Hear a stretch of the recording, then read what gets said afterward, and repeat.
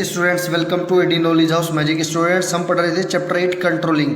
Controlling में आज का हमारा टॉपिक है controlling process, means steps involve in controlling process.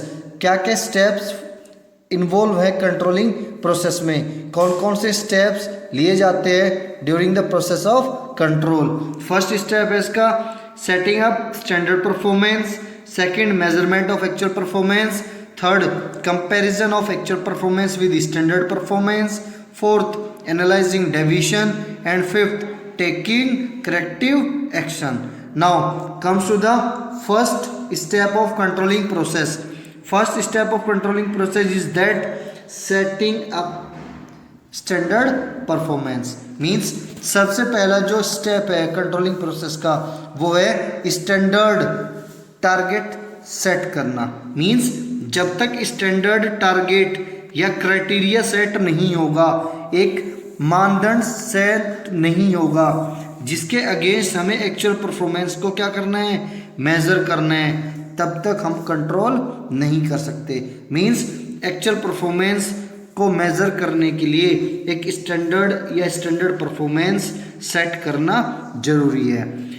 Standard are the benchmark toward the which organisation have to drive to work. Means standard क्या है, standard वो मानदंड है जिसके अगेंस्ट, जिसको ध्यान में रख के एक ऑर्गेनाइजेशन अपना कार्य करती है।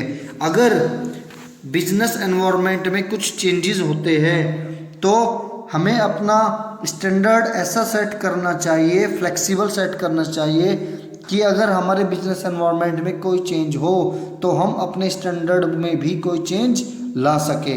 Means standard performance should be flexible. क्यों? Because we have to change the standard performance according to the change in business environment. Next है मेजरमेंट ऑफ एक्चुअल परफॉर्मेंस। अब हमने पहले स्टेप में स्टैंडर्ड परफॉर्मेंस क्या कर दिया, सेट कर दिया। फॉर एग्जांपल स्टैंडर्ड परफॉर्मेंस हमने सेट किया कि एक बंदे को 10 यूनिट्स पेयर ऑफ शूज़ बनाने हैं। कितने? 10 यूनिट्स पेयर ऑफ शूज़ बनाने हैं। तो ये होगी हमारी स्टैंडर्ड परफॉर्मेंस। नेक्स्ट है मेजरमेंट ऑफ एक्चुअल परफॉर्मेंस। अब हमें स्टैंडर्ड हमने सेट कर दिया है, अब हमें क्या करना है, एक्चुअल परफॉर्मेंस को मेजर करना है। एक्चुअल परफॉर्मेंस को मेजर करने में हमें किन किन चीज़ों का ध्यान रखना है, हमें इन चीज़ों को, एक तो हमें रिलायबल रहना है। मीन्स हमें किसी भी तरह की पार्शलिटी किसी भी बंदे के साथ में नहीं करनी है कि हम उसकी परफॉर्मेंस को चेक करते हुए कुछ पक्षपात कर दे, कोई पार्शलिटी कर दे, ऐसा हमें नहीं करना है। दूसरा, जब हम परफॉर्मेंस को मेज़र करते हैं तो सेम टर्म्स में मेज़र करेंगे जो हमने स्टैंडर्ड में सेट की थी। अगर हमने स्टैंडर्ड परफॉर्मेंस में 10 यूनिट्स सेट की थी तो हम 10 यूनिट्स ही एक्चुअल परफॉर्मेंस में भी मेज़र करेंगे।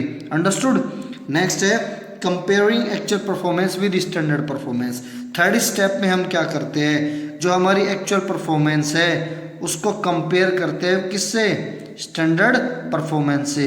फॉर एग्जांपल हमारी एक्चुअल परफॉर्मेंस 8 यूनिट्स की आई शूज़ की, कि हमारे एम्प्लॉयज़ ने 8 यूनिट पेयर ऑफ शूज़ बनाए, तो ये क्या होगी हमारी, ये हमारी एक्चुअल परफॉर्मेंस हो गई, जिसमें हम क्या करते हैं, एक्चुअल को डिजायर्ड या प्लान्ड या स्टैंडर्ड परफॉर्मेंस से कंपैरिजन करते हैं, कंपेयर करते हैं। अंडरस्टूड? और डेविएशन का पता लगाते हैं। नेक्स्ट है, अगर हमारी, ये बहुत इंपॉर्टेंट पॉइंट है बच्चों, ध्यान से सुनना। थर्ड वाले पॉइंट में अगर हमारी परफॉर्मेंस, एक्चुअल परफॉर्मेंस मैच कर जाती है स्टैंडर्ड परफॉर्मेंस से, ध्यान देना, अगर हमारी एक्चुअल परफॉर्मेंस मैच कर जाती है स्टैंडर्ड परफॉर्मेंस से तो हमारा कंट्रोलिंग फंक्शन यही एंड हो जाता है। अंडरस्टूड? अगर हमारी एक्चुअल परफॉर्मेंस में और स्टैंडर्ड परफॉर्मेंस में कोई भी डेविएशन, कोई भी अंतर आता है तो हमारा कंट्रोलिंग फंक्शन आगे की तरफ मूव करता है, नेक्स्ट स्टेप की तरफ मूव करता है। स्टैंडर्ड परफॉर्मेंस क्या थी, 10 और एक्चुअल परफॉर्मेंस 8। मीन्स यहाँ पे डेविएशन आ रहा है, कितने का, 2 का। तो अब हमारा जो नेक्स्ट स्टेप है वो है एनालाइजिंग डेविएशन।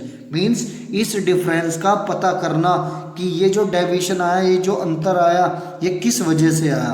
फर्स्ट है, इसके 2 तरीके हैं। फर्स्ट है critical point control, means KRAs। अगर ये अंतर ऐसा है जो हमारे की रेस्पॉन्सिबिलिटीज एरियाज में आता है मीन्स ये जो डिफरेंस है ये हमारे उन कार्यों में आ रहा है, उन एरियाज में आ रहा है जिनको हमें अर्जेंटली अटेंड करना है, तो we have to attend it on urgent base. Understood. KRAs होते हैं क्रिटिकल पॉइंट्स, मतलब की रेस्पॉन्सिबिलिटी एरियाज। अगर वो हमारे इसमें आ रहा है की एरियाज में आ रहा है तो हमें इसको अर्जेंटली अटेंड करना है।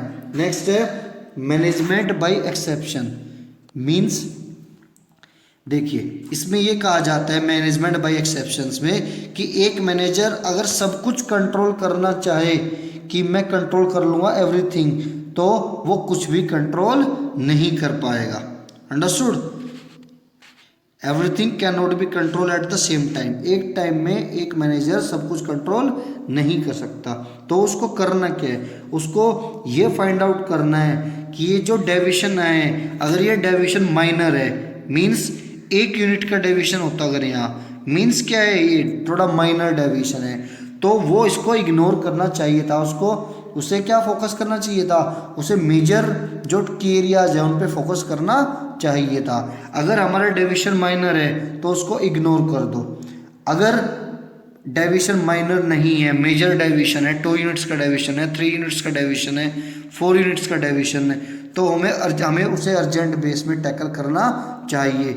और हमें क्या करना चाहिए, हमें नेक्स्ट स्टेप है टेक इट करेक्टिव एक्शन। हमें करेक्ट एक्शन लेना चाहिए, उस खामी को दूर करने के लिए हमें स्टेप लेना चाहिए और ये इंश्योर करना चाहिए कि ये जो फंक्शन है, ये जो समस्या आ रही है, ये जो डिफरेंस आ रहा है, ये इन फ्यूचर ना आए। अंडरस्टूड। ये हमारा 5th स्टेप होता है। मैं आपको बता दूं हमारा जो कंट्रोलिंग फंक्शन है वो 5th स्टेप पे ही ख़त्म नहीं होता, इसके अंदर एक स्टेप और होता है 6th, जिसको हम बोलते हैं feedback in controlling. Without feedback controlling function is not complete. ये सबसे इंपॉर्टेंट पॉइंट्स है। विदाउट फीडबैक कंट्रोलिंग कंप्लीट नहीं होता। क्यों? क्योंकि जब हम एक फीडबैक रिपोर्ट तैयार करते हैं तो उसमें हम ये मेंशन करते हैं कि ये जो 2 यूनिट्स का डिफरेंस आया था, ये जो हमारी 2 यूनिट्स का डिफरेंस आया था, ये किस वजह से आया था और क्या हमने इसके खिलाफ एक्शन लिया, क्या हमने करेक्टिव मेजर्स लिया, सो दैट ये जो डिफरेंस है इन फ्यूचर ना आए। मीन्स जो फीडबैक रिपोर्ट तैयार की जाती है हमारी, वो इसलिए तैयार की जाती है कि जो आने वाला नेक्स्ट ईयर है उसमें हमें स्टैंडर्ड सेट करने में आसानी हो और एक अच्छा बेस हमें मिल सके। तो जो हमारा 6th स्टेप है किसका, प्रोसेस ऑफ कंट्रोलिंग का, वो है फीडबैक। फीडबैक रिपोर्ट तैयार की जाती है जिसके अंदर डेविएशन का कारण, उस डेविएशन के कारण को दूर करने के उपाय मेजर्स लिखे जाते हैं और इससे हमें नेक्स्ट ईयर का स्टैंडर्ड सेट करने में मदद मिलती है। सो स्टूडेंट्स, मैं आशा करता हूँ कि आपको ये वीडियो बहुत अच्छे समझ आई होगी। आप मेरे इस वीडियो को तुरंत लाइक कर दीजिए, अपने फ्रेंड्स के साथ में शेयर कर दीजिए।